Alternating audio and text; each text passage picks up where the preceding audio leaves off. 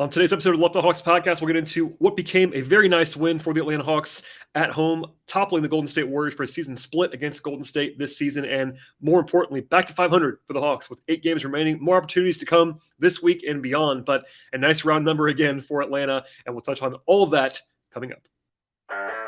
You are Locked On Hawks, your daily Atlanta Hawks podcast, part of the Locked On Podcast Network. Your team every day.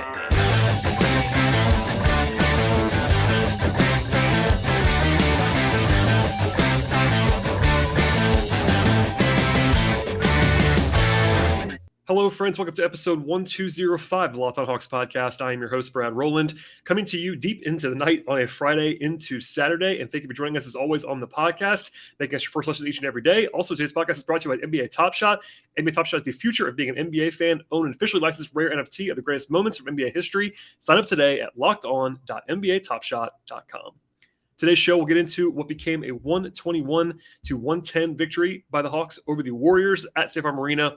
A very interesting game, kind of a lot of back and forth, and the Hawks get back to 500 with the win at 37-37. That's obviously a good sign. They're down 10 games over 500 at home, 10 games under 500 on the road, so round numbers all around for the Hawks. But they scored 36 points in the first quarter of this game and were losing. But from there, defensively, it got a lot better as the Warriors seemed to sort of tire out without Steph Curry. And the Hawks did trail for the majority of the first half, but had a great middle part portion of this game, dominating the middle quarters, second and third quarters, and then the fourth quarter. They had to hang on for dear life to be sure, but they were able to do so. Never lost the lead, and they were able to sort of escape with an 11-point victory. That is certainly one that looks good on paper. So we'll get into all of what transpired here, but basically the Hawks winning at home is never a huge surprise to me, particularly against a team that was undermanned on some level, but still sort of a taking care of business kind of victory for the Hawks, and one they definitely needed to add to their win column. Coming into the night, the Hawks were above average at home for the season at 23-14 with about a +4 net rating. The Warriors are a good road team, but in a big swing here, of course, number one is that both teams were playing the third game in 4 nights. But Golden State was playing their third and 4 nights on the road, so it's certainly an advantage there for Atlanta being in the friendly confines of State Farm Arena. But the big thing was the absence of Steph Curry. So the Hawks are still without John Collins, which we'll come back to in a second, but Steph Curry is sort of the sun, moon, and stars for the Warriors. They're definitely a different team without him. They have a negative net rating for the season when he's off the floor. They were 3-6 coming in full games that he's missed. So that's a huge factor, and that's why, at least in part, the Hawks were favored in this game against the Warriors team that has a much better record than the Hawks do. Also, Iguodala was out for the Warriors in this spot as well. Coming into Friday, though, the Hawks were supposed to be at virtually full strength. Now, John Collins is still out. He will not be reevaluated until next week even, so no mystery there. But on Friday afternoon, the Hawks added 2 guys to the injury report, one of which was more important than the other. Bogdanovich was added on Friday afternoon with right knee soreness as questionable. Then he was able to warm up and seemed like he might play, but ended up not playing. It was actually, to go from in to questionable to out in the span of only a few hours, kind of concerning. He's been on the injury report a lot recently as questionable, so we'll see what the health status of Bogdanovich is moving forward. But that's obviously a pretty big loss. The Hawks being without 2 of their top 6-7 guys certainly makes a difference. Skylar May is also out, by the way, with a non-COVID illness that's kept him out of the lineup for the last couple of days.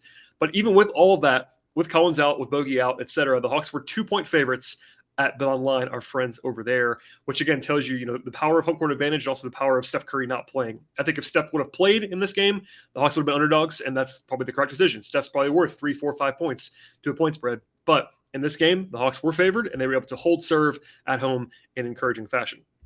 So we'll get into the game now as it sort of went here, and might be a little bit shorter podcast because it's definitely very, very late into the night here. I had a full day of travel and all that stuff, but it was actually kind of it's always fun, always more fun to watch a game on delay when it's a positive result. Got to be honest with you about that as sort of a look behind the curtain here. But the Hawks were actually leading 10-3 at the outset. Kevin Huerter had a nice start to the game, hit a couple threes right away. Actually hit 3 threes in the first 6 minutes, did Huerter in this one. Capella had a great rebounding start. He had 6 rebounds before the first time out. Definitely cleaning up messes around the rim. And the Hawks were cooking on offense. They had 24 points in the first 13 possessions. That's obviously an excellent figure, almost 2 points per possession. But they were only up by 5, which is a little bit strange because the offense was really dominating. But the Warriors were 5-8 from 3 at the outset. Klay Thompson was hot. Jordan Poole was hot. And it definitely continued for a little while. Obviously, it cooled off at some point. But it was the offense-first barrage on both sides in the first quarter. Rotationally, without Bogdanovich available, the Hawks actually played the starters for a long time together, a lot longer than usual. Then it was TLC as the backup forward minutes, first out of the gate with Gallinari sitting, then DeLon Wright and Okongwu after that. Actually, Kevin Huerter had to go to the locker room after he left the game in the first quarter, ended up coming back in the game, but had a left shoulder strain in this one. The Hawks only played 8 guys in the first quarter. Actually went to Lou Williams as the 9th guy, I believe, in the second quarter, as Trae Young played the entire first quarter. But notably, no Jalen Johnson. So I talked about this a little bit on the last podcast on Wednesday when Jalen had his best game as a pro. He played very well. That was definitely a good matchup for him in some respects. He had fresh legs, playing kind of a bad team in Detroit, all that stuff. I was not terribly surprised that he did not play in this game. I know Hawks fans were maybe not surprised, but certainly frustrated by that. I understand that because Jalen obviously is a big-time prospect and ended up playing well on Wednesday. I will note this. I know Kevin Schnarr did as well. Playing against the Warriors system, defensively in particular, is a lot different, also a lot more difficult than playing against the Warriors. And I would imagine that was the reason why they did not go to Jalen in this game, because defensively, the matchup is very difficult when you're talking about the stuff the Warriors run, just very different than a lot of other teams. Also, I know people hated playing TLC over him, but I will just note this. TLC played well in this game. We'll come back to that later on. But I was not surprised. If they had played Jalen, I would have been totally fine with that. I think that he should play more at some point in the near future when the matchups are dictating as much. In fact, the Hawks have a couple friendly games coming up in which he might be able to have more targeted minutes. But no huge surprise. Just wanted to at least note that at the top of the podcast. Elsewhere, the Hawks opened up a 7-point lead at one point on the first quarter, but the Warriors went on a 13-0 run to go up by 6 late in the first. Nate called timeout in the middle of that, and the Hawks were, at that timeout, were scoring 1.6 points per possession, which is absolutely ludicrous, and they were losing. The only thing that I would say offensively at the outset that was bad was a bad shot by DeAndre Hunter. I think he actually airballed it early in the shot clock. That was kind of a weird decision/execution play. But other than Trae Young getting a second foul later in the first quarter, he played the entire quarter, by the way. There's a lot of good offense, a lot of bad defense. In fact, the weird thing there was that TLC had 3 fouls in 5 minutes. He had a 3 actually, but that was kind of all he was able to do in that opening period. But the Hawks scored almost 1.4 points per possession in the first quarter. That is a ludicrously high number for a team that was down by 6 at the end of the quarter. They shot 60% from the floor. They had 5 threes. They had 9 assists. All those numbers are excellent. The only thing that was bad about the offense was they had 6 turnovers in the first quarter. That's very bad, especially by Hawks standards, because the Hawks, of course, are awesome in ball security. But defensively, the numbers were breathtakingly bad in the first quarter. A 161 defensive rating in the first quarter for Atlanta. Some of that's the Warriors being hot. Even without Steph, Clay and Jordan Poole were combined 6 of 8 from 3. Even on good looks, that's tough to do, and they actually took some pretty difficult looks, as Clay is wont to do. But the Warriors shot 63% from the floor in the first quarter, made 7 threes as a team, and that's difficult to guard. Also, the thing that I want to at least point out here is that the Hawks had twice as many turnovers as the Warriors did in that first quarter. It did flip from there, which we'll get into later on, but it's sort of untenable for Atlanta, especially because the Warriors, if they have a weakness on offense, it's their turnovers, especially when Steph plays, but he's almost regardless, is that Golden State shoots the ball very well. They pass the ball very well, but they do have a lot of turnover problems. And the Hawks, of course, have number 1 in the league kind of ball security numbers. But in the first quarter, 6 turnovers for the Hawks, 3 for the Warriors, and that's a bad recipe moving forward. We're going to get in the second quarter and the third quarter and the fourth quarter. I'm sort of breaking a little bit earlier on this podcast because the middle 2 quarters were so good. We'll touch on that in a second on a positive note. But before we do that, a word from our sponsors on the podcast today. It's March, and the tournament is finally upon us in college basketball with all the latest odds, totals, player props, exotics, and much more. BetOnline.net is the number 1 place for all of your sports betting needs. And beyond that, BetOnline remains the best spot for all of your sports scores, your sports podcasts, and all of your news this season. You can also find lines on the latest futures in the NBA if you have thoughts on who's going to win the title this year, or win the conference, or the division, or the play-in, etc. Or get a head start on the 2022 NFL season. We'll look at headlines, futures, win totals, and much more on the football side. And of course, not just basketball or football at BetOnline, because BetOnline has all kinds of sports covered, from hockey to baseball, auto racing, MMA, everything in between, horse racing odds, casino games, etc., entertainment bets. The Oscars coming up pretty soon, and all of that wall-to-wall coverage at BetOnline. Head to BetOnline right now. Use your mobile device at the moment as well to learn all about all the trends and all the action today. BetOnline, where the game starts. All right, and we'll dive into the second quarter now. And really the only part that was bad about the middle quarters for the Hawks in this game was the start of the second quarter, an 8-3 run by the Warriors to go up by 11 points. Lou Williams actually had the first 5 points when he finally came in for Trae Young. But other than that, the Hawks got any stops for a while It was sort of a carryover from the first quarter. Hunter had a bad sequence in which he had a turnover and also seemed to sort of blow a switch that led to a Draymond Green 3-point play with a Kongwu. But after a timeout, things got a lot better for the Hawks for a long time, actually. So there's a big block by Kongwu on Draymond. That started a stretch of 4 stops in a row for the Hawks, which felt like Christmas after the first 15 minutes of this game. Hunter had a couple of good rim attacks after he started slowly in this spot, and the Hawks had an 8-0 run to get back within 3 points. Capella was finishing everything around the ring. He made his first 5 shots in this game, including back-to-back makes at the rim in succession. Clay hit 2 more threes, though, and the Hawks were down by 9.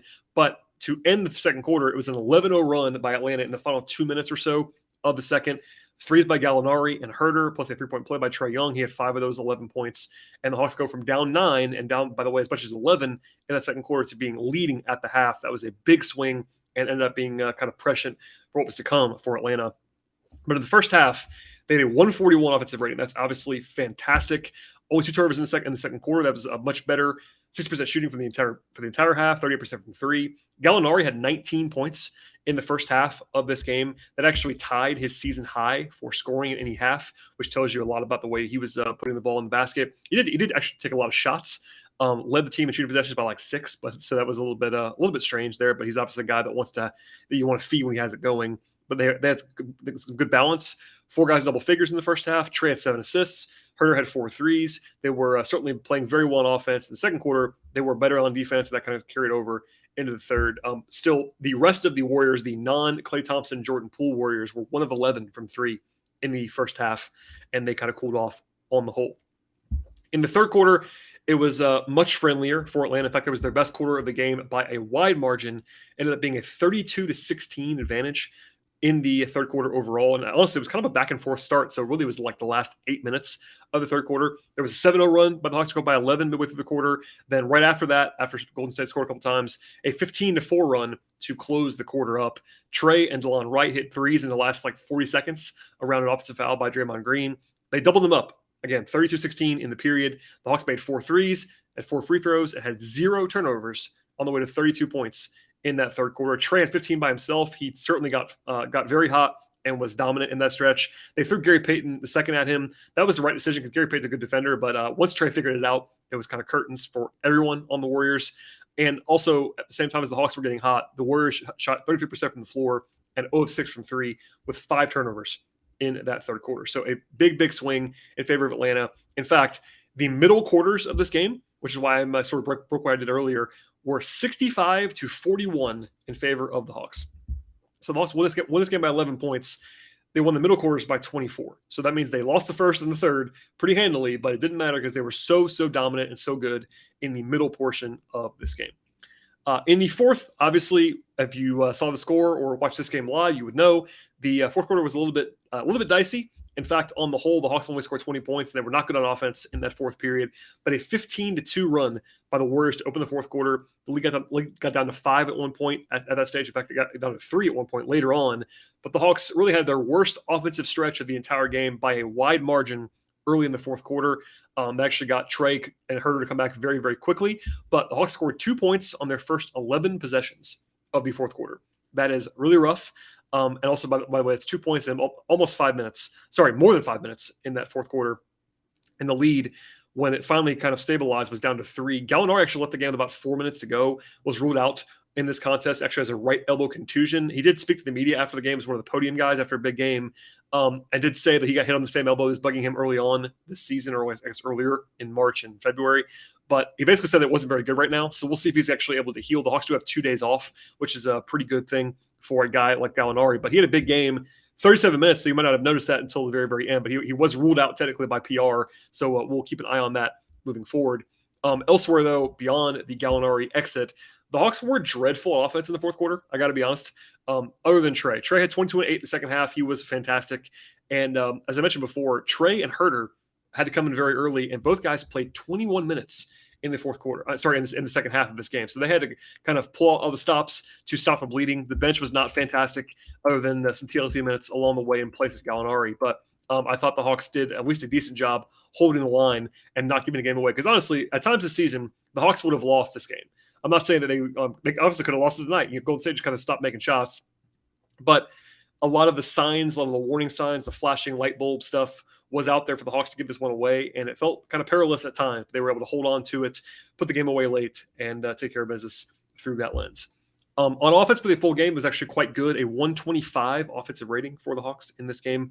52% from the floor, 38% from three on 37 attempts. That's a very, very encouraging number for me. They still took less than the Warriors did, but still they shot the ball well on big volume. That's obviously good to see. And it was basically everyone shot decently except for DeAndre Hunter from three. I guess Gallo was 2 of 9 as well, but at least he got a lot of shots. They didn't take a lot of free throw attempts in this game, only 19, but actually that's more than the Warriors took, so that's a slight advantage in that portion of the game. They did a good job on the offensive glass.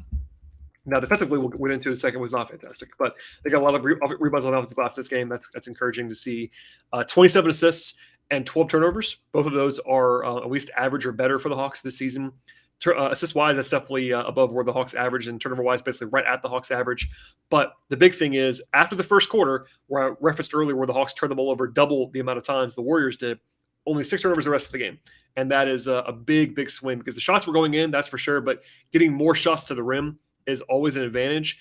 And the Hawks took as many shots as the Warriors did, and that ended up sort of bridging the gap on some of that.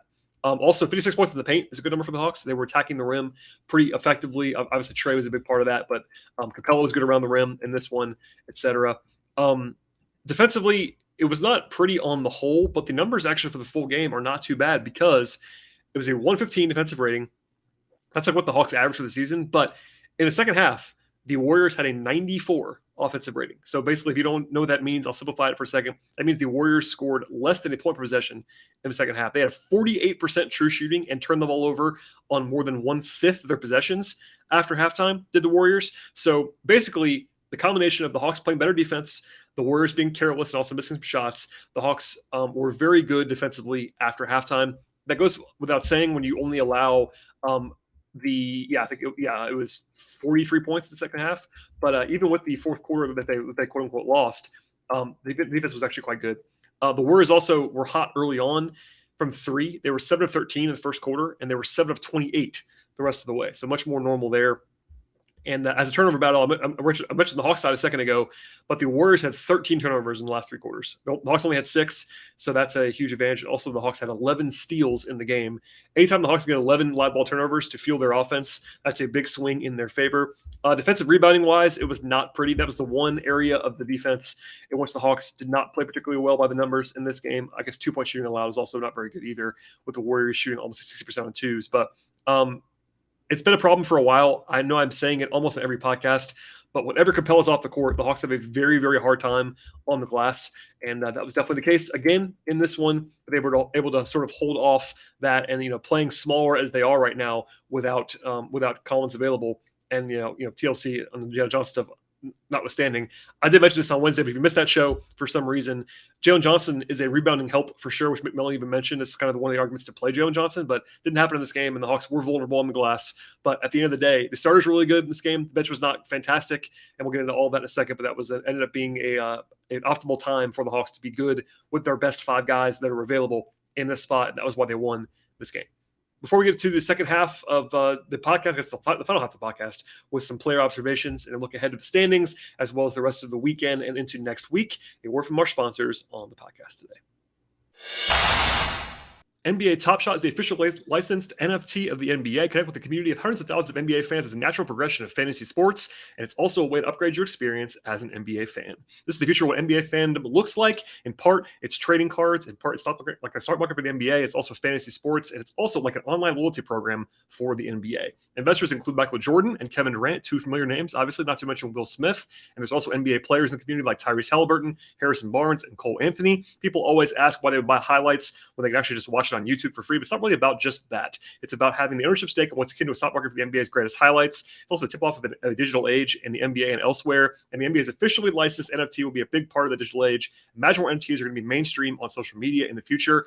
Sign up for Top Shot today, and honestly, the best way to start off by doing that is to get yourself a starter pack. You could pull an NFT of a superstar like LeBron or KD or Trae Young, or look at star rookies like Cade Cunningham or Evan Mobley for just $9. If you didn't pull your favorite player from that starter pack, snag moments along the way from Marketplace that actually appeal to you as well. Top Shot's moments can actually get you access to events. They can be used in fantasy minigames on a regular basis and much more. NBA Top Shot is the future of being an NBA fan. Own officially licensed rare NFTs of the greatest moments in NBA history, and check it all out and sign up today at lockedon.nbatopshot.com. That's lockedon.nbatopshot.com.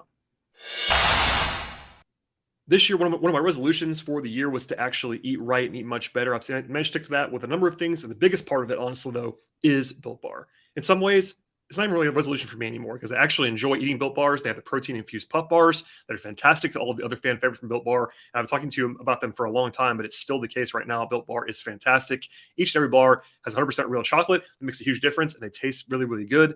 On top of the taste, Built Bars are low calorie and they're high protein. You can easily check out all of that at Built.com on the nutrition page. You'll be blown away by it all because most Built Bars have only 4 grams of sugar, 4 net carbs, and 17 grams of protein with a low calorie count. And you can replace your candy bars with Built Bars, both in taste and to improve your overall nutrition. Built Bar also has long-time flavors, the coconut almond, and many more, as well as new flavors coming all the time, and all of them are delicious. The best way to check out all of that at Built Bar is to go to Built.com, use the promo code LOCKED15. If you do that, you have 15% off on the order when you order at Built.com from Built Bar. That's promo code LOCKED15, 15% off at Built.com. All right, we'll dive into the players now on this final segment of the podcast, and lots of good to go around here. But as I mentioned before, the bench was pretty quiet. So Okongwu played 17 minutes, actually did not take a shot, which is a little bit strange. 5 rebounds, did have 2 blocks, including one huge one on Draymond, plus a steal. I thought he played fine. He had 2 turnovers, though. Offensively, not his best work. Defensively, I thought he was pretty decent. On the glass, not his best either, but I thought he was okay. Lou had a good offensive start to the game with 5 points in about a minute and a half, but that was kind of all he did. Only played 10 minutes. I'm definitely in favor of this, but the Hawks did not play him and Trae together. I believe at all. Maybe a minute or so. I think maybe not even all in this game, though, which I am certainly on board with. DeLon Wright did DeLon Wright stuff overall: 3 points, 3 rebounds, 2 assists, and 2 steals in 19 minutes. Only took 1 2-point attempt, 1 3-point attempt, made the 3, missed the 2. He was pretty quiet, but not in a bad way for DeLon. He kind of did what he is out there to do for the most part. And then TLC, I talked about it earlier, but I know Hawks fans do not like to see TLC on the floor. I understand, especially at the expense of Jalen Johnson. It's not going to be popular ever to play TLC. I will say this, though. If you watch this game, he played well. The fouls in the first quarter were notable. He had 3 fouls in 5 minutes. That's not great. But especially the second half of this game, I thought he played great defense at times, had a block and a steal, had 2 rebounds, had an assist. 2 turnovers, but actually made a 3, got to the line, made two free throws. It wasn't like he's ever going to be flashy because he's not. Other than the one game against Minnesota this year when he actually bombed away from 3, he's not a flashy guy ever, but I thought he was a pretty obviously positive contributor defensively, and that was what the Hawks needed from him in this game. It's not me advocating for him, but I think that he is better than Hawks fans believe that he is. I stand by that every night, and I won't be deterred unless he just starts playing terrible. So, to the starters. Much more explosive numbers by the starters. The only guy who did not have a great game among the starters was DeAndre Hunter. 11 points, 3 rebounds, 3 assists. Did have 3 steals to lead the team. Was +6, but was 0-3 on threes, 5-10 on twos, 1 free throw line. I thought he played better once he settled in. He was pretty bad, I thought, in the first half for the most part. But once he got going, it was not too bad. He was better in the second half, and defensively, he did sort of improve after halftime. The other 4 guys, though, that started were all good to varying degrees. So Kevin Huerter had a big game, 20 points, 6 rebounds, 2 assists, and a steal.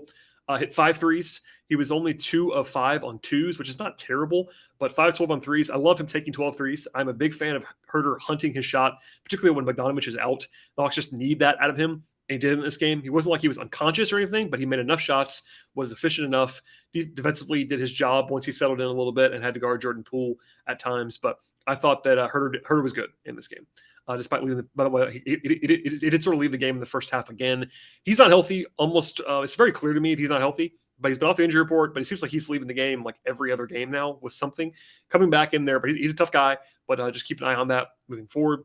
Gallinari had a great first half with 19 points. Was not too efficient in the game overall, but had 25, number 2 on the team in scoring, 5 rebounds, 3 assists, plus 14. 9 of 20 from the floor is not bad, but only 2 of 9 on threes. He was actually 7 of 11 on twos. Got to the line, though, made all 5, as he is wont to do. So he still managed to be decently efficient. Defensively, kind of a rough one as usual, but he was able to hide a little bit on Draymond at time, which is definitely helpful. And I thought he was a big part of the Hawks' success in the first half, which was certainly needed in what became a close game later on. Capella, I thought was very good again. 19 points, 13 rebounds, had a steal and a block, plus 11, 31 minutes, 9 of 11 from the floor, 1 of 2 from the free throw line. He had a bad game in terms of like his numbers earlier this week, and people kind of panicked again. I'll say this, like, I think Capella has been like basically what he was last year for the last, I don't know, 6 weeks, 8 weeks, something like that. He's been really, really good for a long time. The one game notwithstanding this week, but I am not worried at all about him. He's been very, very good and certainly back to like top 10 center level or higher in the last couple of months. And then Trae Young had a huge second half and a huge game, 33 points, 15 assists. That's obviously speaks for itself. Free turnovers as well. That's an excellent ratio for anyone, especially Trae, with all the ball handling that he does. He was 8 of 11 on twos, 4 of 9 on threes, 5 of 5 at the free throw line, plus 16 to lead everyone in the game. And by the way, he is your NBA leader in games with at least 30 points and 10 assists. He now has 18 of those, which is just a crazy high number. 39 minutes in this game for Trae after playing 21 in the second half. He was just excellent. What are you going to say? Trae Young is a star, and that's not anything breaking news. At some point in the next couple of weeks, we're going to do a very extensive All-NBA discussion about Trae because it's been a kind of it's that time of year. I am certainly on the Trae for All-NBA side of things. I think he's been excellent this season. And another minor of that because not too many guys in the league can just play. It wasn't like he was an A+ for him either. Like he played well for sure, but it wasn't like he was like out of his mind and he had 33 and 15. Like that just speaks to how crazy good he actually is. From here, the Hawks actually in the standings, a valuable win, but they're still a game behind Charlotte and a game and a half behind Brooklyn. Of note, in the last couple of days, Brooklyn now has Kyrie Irving for every game, barring injury, because of the change in law and ordinance or whatever you want to say it is in New York City.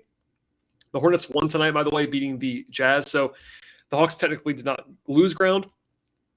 It's certainly one that you were obviously rooting for the Jazz in that game. They have some time here. That's worth saying. I still believe in my heart of hearts the Hawks are better than the Hornets, and I still believe that. I mean, that's kind of all I have on that. But they're still a game behind, and because there was only 8 games left, that game is a big one. It's worth noting the Hawks do have, I believe, still a bottom 3 schedule strength the rest of the way. They do have some road games, which are certainly notable, but they still have games against the Rockets, Thunder, Pacers, and Wizards on the schedule. That's pretty favorable. With that said, the Hornets, I believe, the Hornets are something like in the middle of the pack schedule-wise. So keep an eye on that. I'm in my brain, I'm saying the Hawks are not likely to overtake the Nets because the Nets at full strength are better than the Hawks right now, and also they're actually at full strength and they have a game and a half lead. So could the Hawks finish the season 7-1 and maybe get to the 8 seed? Sure. Are they going to need to do that to get to the 8 seed? Probably. So we just haven't seen the Hawks do that for a long time. As much as I've been fairly positive compared to some people about the Hawks this season, it is worth noting that they have not really had a winning streak of any kind, at least of any real kind, since January. They did win 3 in a row in March, but those wins were famously pretty ugly with the wins over the Clippers in a narrow game, the shorthanded Pacers and the shorthanded Blazers. All very, very easy games. Now, at the same time, the schedule's pretty favorable down the stretch, but the Hawks are going to need to sort of channel their January performance to make the run they're going to have to make to get into the 7 or 8 seed. But still, an important win on this night for Atlanta. From here, the weekend is now off for the Hawks. I'm sure they'll practice at least once, if not twice, over the weekend, but they don't play another game until Monday on the road against Indiana. The Pacers are actually certainly not playing well right now. They're 6-16 in the last 22 games. They're not very good. And the rebuilding, obviously, and the Hawks have swept Indiana to this point. They're 3-0 against the Pacers, so aiming for a season sweep against them. Even on the road, the Hawks will be favored in that game, barring some crazy injuries. So that's one that the Hawks could certainly lose. We've seen them lose some pretty treacherous road games recently, especially in Detroit, for instance. But that's a game where the Hawks will be favored. And then they play on Wednesday and Thursday in a back-to-back with travel. Wednesday, it's at Oklahoma City. Another game in which the Thunder are quite bad right now, but still a road game. And then a quick turnaround for a home game against Cleveland next Thursday. So the Hawks go 6 days without a home game in between there. The schedule is what it is. We're getting very, very short in terms of time. Just as a reminder, I'm recording this podcast. Well, now it's March 26th as I'm recording now, but it was March 25th when they played.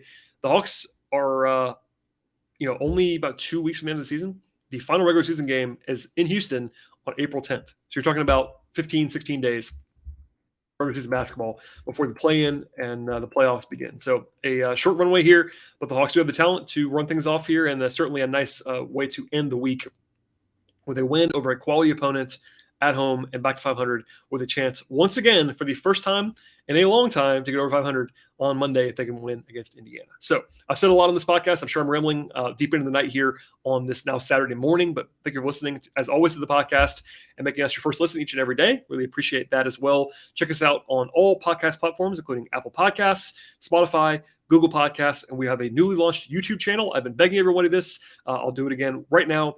Our YouTube channel is up and running. You can watch me if you want to on YouTube. But the biggest thing right now is to subscribe to the YouTube channel. If you're not going to watch there, it definitely does us a favor to subscribe there and add to that subscriber count. We're aiming for 1,000 by the end of the regular season. That's a short runway, as I just said. But if you do go ahead and do that, it takes just 2 seconds to hit that subscribe button on YouTube. I'd be very, very grateful for all of that.